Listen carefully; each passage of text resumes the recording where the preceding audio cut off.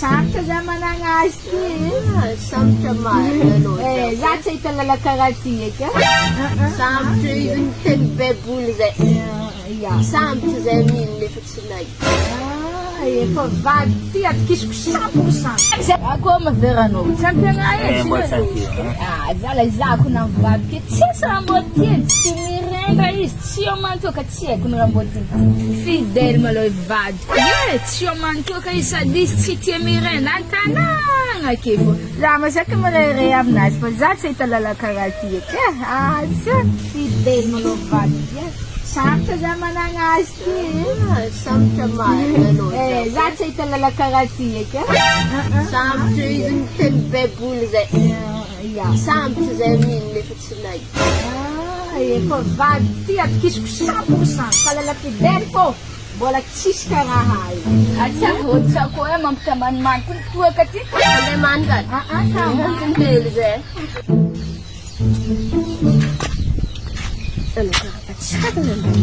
Sita, tsy tafaboaka miady mihoatra koa ny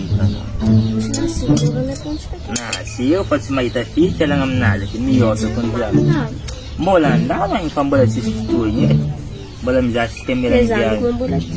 Io ka anao fa izy fa magnano. Sao hitany viady. Sao hitany viady.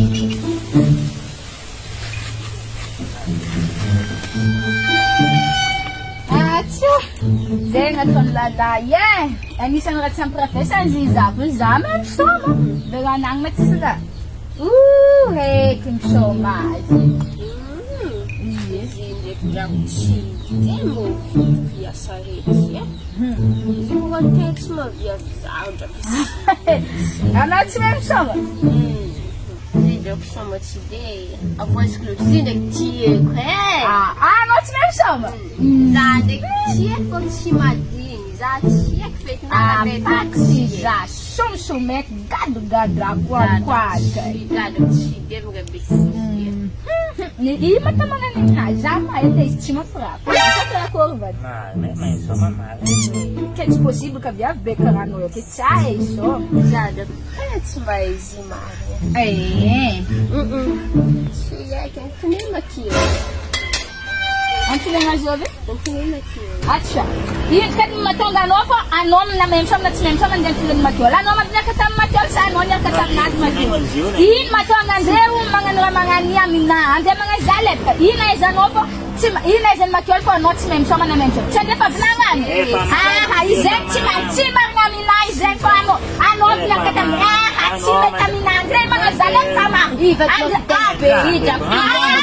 tsy mamy zay anao